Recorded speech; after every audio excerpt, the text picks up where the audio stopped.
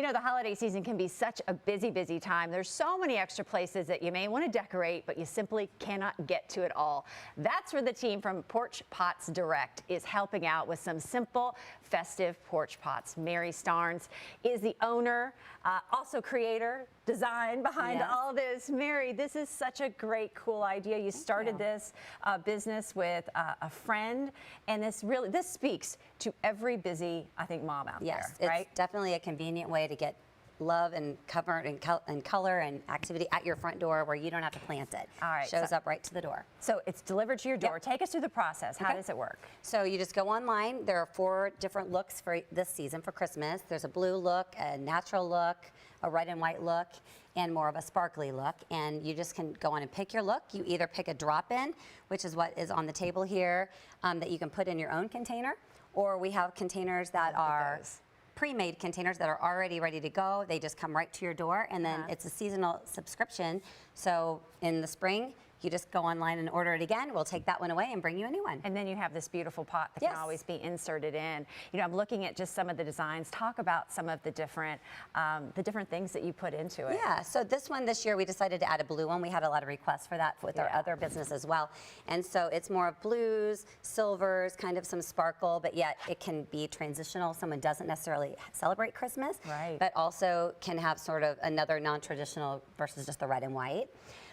So we've got a little bit of berries in here. We've got some sparkly branches. It's all real too, right? All of this is fresh. All of it's fresh. Good too. Yeah. So, and what's nice is it really, you just kind of water it once a week if it's not getting snow or rain. I was going to ask about care, right? Yeah, and then it'll stay looking great until March, honestly. See, I think a lot of people too, after the holidays, if you leave something like this out, it does kind of make things cheerful long after the holidays. It's a lot better than having that dead mum sit in your pot all winter long into the spring. You're speaking my language. Yeah. Most people I see those dead mums, I'm like, oh, if they just had a drop in. Now, I know people are sitting at home. It's Black Friday. You do have a special that you're offering right now. So anyone that orders in the Louisville area at Joy20 will take $20 off any of the looks. All right, folks, all you have to do is go to porchpotsdirect.com and enter Joy20 to get $20 off.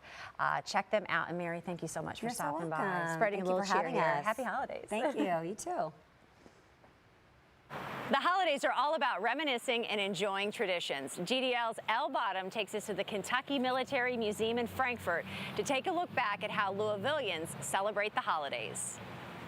We have been traveling all over Kentucky, exploring all of their Main Street activities during this holiday season, and I stumbled upon Main Street in Frankfort, Kentucky. I'm right here in the Kentucky Military Museum. I'm here with Kelly, and you know, we've been talking about different main streets, and tell us about the place that we're in today. Well, we are standing in a Greek Revival building, which used to be the State Arsenal, and the Arsenal is where we used to store things like ammunition and weapons, but today it acts as a military history museum going all the way back to 1812. That is so cool. And what can you share about the holidays with our viewers in the Louisville area? Well, since we're talking about Main Street, I'd like to share a picture, or actually it's an illustration of Main Street in Louisville from 1850. Now on Main Street, there used to be a hotel called the Louisville Hotel, and it was built in 1833. Now our archivist dug out a Christmas menu from that hotel from 1878. And as you can see, Louisvillians dined on such delicacies as green sea turtle soup, a possum, and buffalo tongue. Yeah. I don't know if that's delicious or what the vibe is there. Yeah, but that's okay. I mean, we can compare another Christmas menu that we found on the USS Kentucky from 1907. And that menu is a little bit more sparse, but sailors would enjoy eating more modern food like roast turkey and baked ham and mince pies. But we also have a Louisville connection with the USS Kentucky, and that is by a woman, and her name was Harriet Richardson. Now, Ms. Richardson would end up marrying General Tandy Ellis, a Louisville Times columnist. Now, she caused outrage when she suggested christening the ship with a bottle of bourbon during the temperance movement. Wow, that is so interesting. And do you have any other Louisville holiday connections? Oh, well, Louisville was a hotbed for fun at the holidays, of course. I'd like to show a picture from our collections from 1950 of a man dressed as Santa Claus. Now, since we were just talking about food, this has a nice connection because the man dressed as Santa Claus was a chef for Kuntz's restaurant.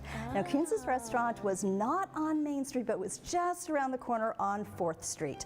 But really, people in the past celebrated the holidays much like we do today. We have families gathering under the tree, opening up presents. We have people going to churches and watching church pageants, Christmas pageants.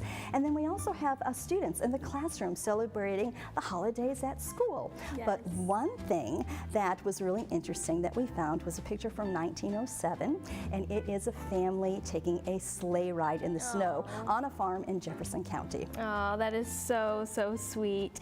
So what about some of the holiday cards from Louisville? Yeah, well, what is Christmas time without having a family Christmas card, right? Right. Well, our archivist found a wonderful political cartoon that was changed into a Christmas card. Okay. Now, this was drawn by Hugh Haney, and he worked for the Courier-Journal, and he put his entire family in a cartoon about a Christmas carol.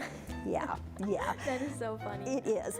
But there is also another Christmas card that we found. And it was actually a painting that was turned into a Christmas card. And it was from 1944, and it was from some former Italian prisoners of war.